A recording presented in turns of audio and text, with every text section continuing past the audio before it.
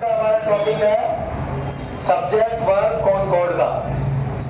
और common error जो है ज्यादातर इसी में से पूछी जाती है। आगे आप बड़े बड़े कॉम्पिटिशन के एग्जाम देते हो तो बहुत सारी कॉमन एरर्स आती है आपके कॉम्पिटिशन के एग्जाम में। तो सिर्फ इसको इस लिहाज से ना पढ़े कि मुझे 10वीं में पढ़ के नंबर लाने हैं, बल्कि आपके आगे भी ये चीज काम में आएगी। तो इसको बड़ा ध्यान से सब लोगों को समझना है, ठीक है। तो इसका पहला नियम अगर आप चाहो तो लिख लीजिए। पहला नियम है if subject is singular then verb agrees singular.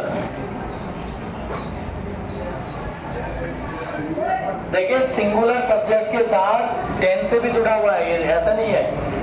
Tense से भी ये जुड़ा हुआ है, जुड़ा हुआ पूरा ही जुड़ा हुआ है। तो अगर सब्जेक्ट आपका सिंगुलर है तो वर्ब आपकी सिंगुलर आएगी। धीरे धीरे हम लोग डिफिकल्टी की ओर बढ़ेंगे। पहले आसान क्वेश्चन पढ़ेंगे, फिर उसके बाद डिफिकल्ट क्वेश्चन पढ़ेंगे। तो इसका एग्जाम्पल लिख लीजिए, आप देख लीजिए एक बार। जैसे Ram is my best friend, simple example. She plays hockey every day. तो यहाँ पे देखो ये वर्ब कौन सी आ गई, सिंगुलर आ गई। यहाँ पे इज आ गया और यहाँ पे भी सिंगुलर वर्ब आ गई। सिंगुलर वर्ब के साथ एस या एस प्रेजेंट इंडेफिनिट पे लगता है, ठीक है। अब इसी का उल्टा नियम है। रूल नंबर 1 हो गया, ये रूल नंबर 2 हो गया।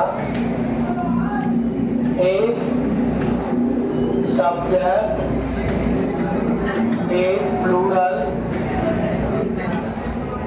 Then verb agrees plural. तो देखिए सब्जेक्ट अगर प्लूरल है तो वर्ब भी जाहिर सी बात है प्लूरल ही आएगी। जैसे they are my best friend, ये एग्जांपल हो गया आपका यहाँ पे। तो यहाँ पे दे प्लूरल है ना, है कि नहीं दे प्लूरल। तो दे के साथ वर्ब कौन सी आई, प्लूरल आई। ये प्लूरल वर्ब है, ठीक है। तो Ram and Mohan are my best friend. यहाँ पे दो सब्जेक्ट एंड से जुड़े हुए हैं, एक सब्जेक्ट दो सब्जेक्ट एंड से जुड़े हुए हैं। तो वर्ब अपने आप ही प्लूरल हो गया, सब्जेक्ट हुआ कि नहीं हुआ प्लूरल। तो वर्ब कौन सी आ गई यहाँ पे, प्लूरल वर्ब आ गई है। तो दोनों नियम यहाँ पे जस्टिफाई हो जाते हैं, ठीक है। तो अब आप उतार ले, अगर दो सब्जेक्ट एंड से कनेक्टेड है तो जाहिर सी बात है वर्ब प्लूरल ही आएगी। शुरू कर दिया ना, तो नियम लिख लीजिए इसका। इसमें एक अपवाद भी आएगा आपका। If two subjects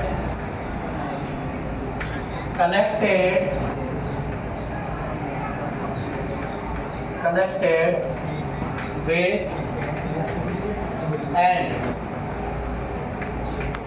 verb agrees plural, agrees plural, but अब इसमें but और आ जाएगा। but एक two subjects connected with and refers same idea, same या similar।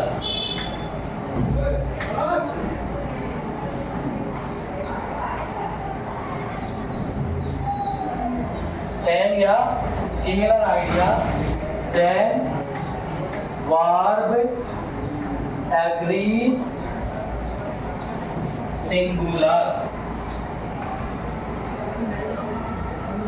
है ना, थोड़ा कॉन्ट्राडिक्टरी, थोड़ा सा कॉन्ट्राडिक्टरी है। ऊपर वाला कह रहा है कि दो अगर एंड से जुड़े हैं तो प्लूरल लगा दो, लेकिन इसमें देखिए इफ एंड बट, इसी को बोलते हैं इफ एंड बट। लेकिन अगर दो सब्जेक्ट एंड से जुड़े हैं, दोनों का सिमिलर आइडिया है। अब देखिए कैसे होता है सिमिलर आइडिया, जैसे सिंपल एग्जांपल से समझ लीजिए, Ram and Mohan, Mohan are my best friend. ये सिंपल सेंटेंस है, आर माई बेस्ट फ्रेंड। ये हो गया आपका एग्जांपल है। अब यहाँ तो देखो अलग दिख रहे हैं दोनों, कोई सेम आइडिया है नहीं। लेकिन अगर आपको कह दिया जाए दाल चावल मेरा फेवरेट है, दाल चावल, दाल बाटी, मटर पनीर, छोले भटूरे, तो ये एक आइडिया को रिप्रेजेंट कर रहे हैं ना, एक डिश को रिप्रेजेंट कर रहे हैं। तो पल्स एंड राइस यहाँ पे आ रहेगा या नहीं जाएगा? Is my favourite dish. दाल चावल एक आइडिया को रिप्रेजेंट कर रहे हैं ना दोनों, कर रहे कि नहीं कर रहे? छोले भटूरे, छोले एंड भटूरे। अब एंड लगाओ तो लगाओ, नहीं तो वैसे नहीं।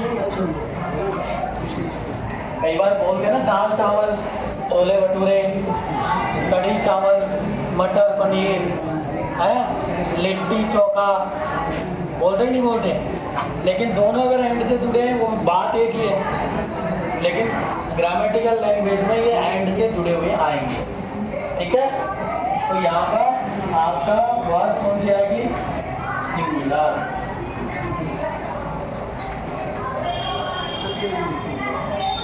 ठीक है, फर्क समझ में आ गया? दोनों का फर्क समझ में आ गया?